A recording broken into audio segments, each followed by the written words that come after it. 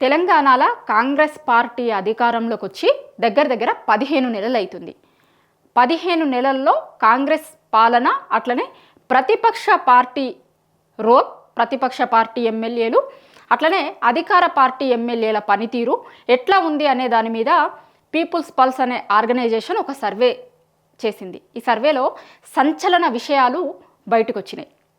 మొత్తం తెలంగాణలో 119 నియోజకవర్గాలు కదా, 119 నియోజకవర్గాలలో ఒక్క కొడంగల్ను తీసేసిరు. ఇప్పుడు కొడంగల్కు సీఎం రేవంత్ రెడ్డి అక్కడ ఎమ్మెల్యేగా ఉన్నాడు. కొడంగల్ నుంచి ఎమ్మెల్యేగా గెలిచి ఇప్పుడు మన తెలంగాణ రాష్ట్రానికి కాంగ్రెస్ పార్టీ తరపు నుంచి సీఎంగా ఉన్నాడు సీఎం రేవంత్ రెడ్డి.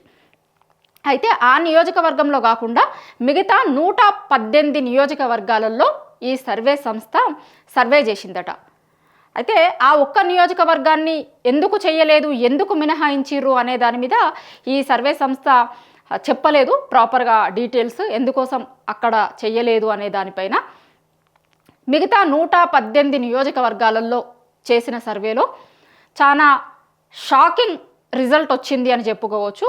ఎందుకంటే మామూలుగా అధికార పార్టీకి సంబంధించినటువంటి ఎమ్మెల్యేలు, అధికారంలో ఉన్నటువంటి పార్టీ ఎమ్మెల్యేలు ఎవరైతే ఉంటారో వాళ్ళకి కొంత ప్రభుత్వం నుంచి వర్క్స్ తెచ్చుకునే విషయంలో కావచ్చు, లేదంటే గవర్నమెంట్ నుంచి ఫండ్స్ తీసుకొచ్చే విషయంలో కావచ్చు, మిగతా లబ్ధికి సంబంధించినటువంటి ఇష్యూస్లలో అధికార పార్టీకి సంబంధించిన ఎమ్మెల్యేలు ఎప్పుడైనా సరే ఫ్లెక్సిబిలిటీ ఉంటుంది వాళ్ళకి. కానీ పనితీరును బట్టే మళ్ళీ ఇప్పుడు అధికారంలోకి వచ్చినాం కదా, నేను గెలిచిన కదా, ఎమ్మెల్యే అయినా కదా అని జనాలకి కనబడకుండాను, లేకపోతే జనాల పనులు చేయకపోతేనో ఇంకోదో ఉంటే కనుక ఖచ్చితంగా అక్కడ ఒకవేళ ఏదన్నా సర్వే ఏజెన్సీలు సర్వేలు చేస్తే కొంత నెగిటివ్ రిజల్ట్ వచ్చే అవకాశమే ఉంటుంది.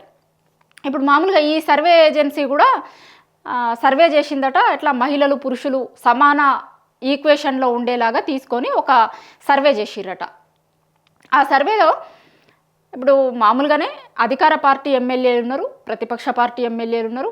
దాంట్లో సర్వేలో కాంగ్రెస్ పార్టీకి సంబంధించిన ఎమ్మెల్యేల నియోజకవర్గాలలో, బీఆర్ఎస్ ఎమ్మెల్యేల నియోజకవర్గాలు, బీజేపీ ఎమ్మెల్యేల నియోజకవర్గాలు, ఎంఐఎం నియోజకవర్గాలలో అన్నిట్లలో కూడా సర్వే చేసిరు. 118 నియోజకవర్గాలలో ఈ సర్వే చేసిరు.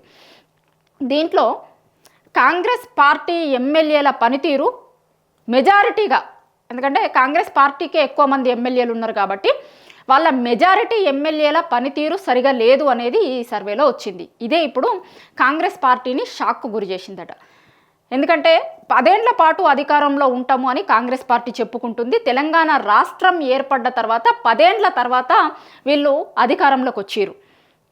అధికారంలోకి వచ్చిన తర్వాత 15 నెలలు మాత్రమే అవుతుంది. మామూలుగా ఎక్కువ రోజులు అయితే కనుక గవర్నమెంట్ మీదనో, లేకపోతే అక్కడ గెలిచిన అధికార పార్టీ ఎమ్మెల్యేల మీదనో కొంత వ్యతిరేకత వచ్చే అవకాశం ఉంటుంది. కానీ కేవలం 15 నెలలే అవుతుంది. 15 నెలలలో వాళ్ళకు వచ్చినటువంటి రిపోర్టు అంటే అక్కడ ఉన్నటువంటి ఆ నియోజకవర్గాలలో ఉన్నటువంటి ఎమ్మెల్యేలు, వాళ్ళ ఎమ్మెల్యేల పనితీరు మంచిగా ఉందా మంచిగా లేదా అంటే కాంగ్రెస్ పార్టీ ఎమ్మెల్యేలు ఉన్నటువంటి సగం కంటే ఎక్కువ మంది నియోజకవర్గాలలో అక్కడ ఉన్నటువంటి జనాలు సాటిస్ఫైగా లేరట. ఎందుకంటే వీళ్ళు అధికారంలోకి రావడానికి ఎన్ని హామీలు ఇచ్చిర్రు, ఏం చేసిర్రు, ఏం గ్యారంటీలు ఇచ్చిర్రు, ఏం చేసిర్రు మనం చూసినాం కదా. 6 గ్యారంటీలు అన్నారు, 420 హామీలు ఇచ్చిర్రు. ఆ హామీలన్నీ ఏమైనా ఎట్లున్నాయి, ఎట్లా నడుస్తున్నాయి అనేది మనం 15 నెలల నుంచి చూస్తున్నాం. ముఖ్యంగా రైతులు, నిరుద్యోగులు, యువత విషయంలో కాంగ్రెస్ పార్టీ ఎట్లా ధోకా ఇచ్చింది అనేది జనాలందరూ కూడా చూస్తున్నారు. రైతులందరూ రుణమాఫీ, అట్లనే రైతు భరోసా మీద చాలా ఎక్కువ ఆశలు పెట్టుకున్నారు. కానీ సగం మందికి పైగా ఇప్పటివరకు రైతు భరోసా కావచ్చు, అట్లనే రుణమాఫీ కాలేదు. ఎందుకంటే ఒకవేళ అయితే నిజంగానే కాంగ్రెస్ పార్టీ లెక్కల్ని బయట పెడుతుండే. కానీ ఇప్పటివరకు దాని మీద ప్రభుత్వానికి సంబంధించిన పెద్దలు ఎవ్వరు కూడా ప్రాపర్ లెక్కల్ని చెప్తలేరంటేనే ఇది మొత్తం ఫుల్గా కాలేదు అనే విషయం మనకు అర్థమవుతుంది. అట్లనే నిరుద్యోగులు గ్రూప్ 1 ఇష్యూ మనం చూస్తూనే ఉన్నాం. గ్రూప్ 1 అయితే ఎట్లా నడుస్తుంది, ఏంది, రోజు ఉద్యోగులందరూ ఎట్లా రోడ్ల మీదకి వచ్చి మాట్లాడుతున్నారు ఏంది అనేది చూస్తున్నాం. గతంలో నిరుద్యోగులు అశోక్ నగర్ రోడ్ల మీద ఎట్లా ధర్నాలు, నిరసనలు చేసిరు. నిన్నగాక మొన్న విద్యార్థులందరూ హెచ్సియు భూముల విషయంలో ఎట్లా ధర్నాలు, ఆందోళనలు చేసిరు కూడా మనం చూసినాం. ఒకసారి మన కండ్ల ముందే ఇవన్నీ ఉన్నాయి కూడా. అట్లా మహిళల విషయంలో కాంగ్రెస్ పార్టీ ఇచ్చి తప్పిన మాటలు ఏంది అనేటువంటిది మహిళలందరికీ ఎక్కువ తెలుసు. ఎందుకంటే ఇవాళ చేసినటువంటి సర్వేలో కూడా మహిళలది పురుషులది సమానంగా తీసుకొని చేసిరట. చేస్తే ఇప్పటివరకు ఒక్క ఫ్రీ బస్కి సంబంధించినటువంటి పథకం తప్పించి దాదాపు చాలా పథకాలు ఇంకా లాంచే కాలేదు. గృహలక్ష్మి ఇంకొకటి చాలా మహిళలను ఉద్దేశించి పెట్టినటువంటివి ఏవి కాలేదు. కాబట్టి మహిళలందరూ కొంత నెగిటివ్గానే ఉన్నారు అనేటువంటిది ఈ సర్వే చెప్తుంది. అట్లనే పార్టీ మారిన ఎమ్మెల్యేలు, బీఆర్ఎస్ పార్టీలో గెలిచి కాంగ్రెస్ పార్టీలోకి పోయినటువంటి ఎమ్మెల్యేలు, బీఆర్ఎస్లో పార్టీ ఫిరాయించినటువంటి ఎమ్మెల్యేలు, ఇంకా వీళ్ళ కేసు సుప్రీంకోర్టులో ఉంది, కోర్టులలో ఉంది అనర్హత పిటిషన్ అనేది. చాలా సీరియస్గా కోర్టు కూడా కమెంట్స్ చేస్తుంది. ఇక్కడ ఉన్నటువంటి అసెంబ్లీ సెక్రటరీకి కావచ్చు, స్పీకర్కి కావచ్చు ఎట్లా మాట్లాడుతుంది ఏంది అనేది కూడా మనం రోజు చూస్తున్నాం. దాని తర్వాత అట్లా ఇప్పుడు ఈ 10 మంది పార్టీ మారినటువంటి ఎమ్మెల్యేలు ఎవరైతే ఉన్నారో వాళ్ళ పనితీరును కూడా, ఎందుకంటే ఇప్పుడు వాళ్ళు కాంగ్రెస్ పార్టీకి సంబంధించినటువంటి ఎమ్మెల్యేలు.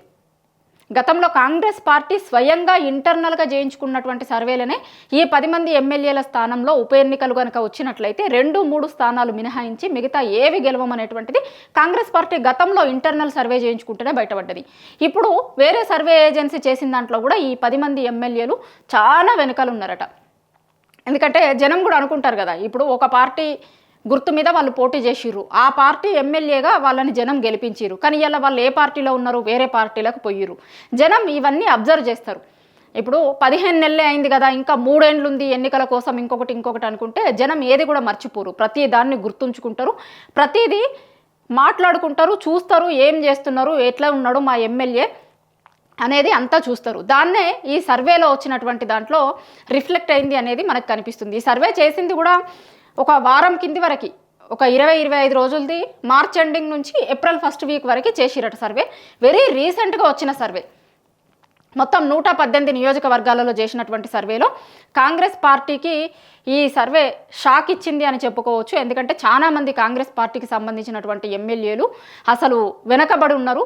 కొంతమంది ఎమ్మెల్యేల పనితీరు అయితే అసలు ఎక్స్పెక్ట్ చేయని విధంగా ఉంది, ఏ మాత్రం ఆశాజనకంగా లేదు అనేటువంటిది వాళ్ళ నియోజకవర్గాలకు సంబంధించినటువంటి జనాలకు ఫోన్ చేసి అడిగినప్పుడు, ఈ సర్వే ఏజెన్సీలు ఇక్కడ ఉండి ఆ నియోజకవర్గాలలో ఉన్నటువంటి జనాలకు ఫోన్ చేసి అడిగినప్పుడు అసలు మా ఎమ్మెల్యే పనితీరు మీద మేము కనీసం పాస్ మార్కులు కాదు కదా, పాస్ మార్కులకు దగ్గరగా కూడా లేడు అని చెప్తున్నాడు. ఫెయిల్ అవుతున్నారు చాలామంది ఎమ్మెల్యేలు.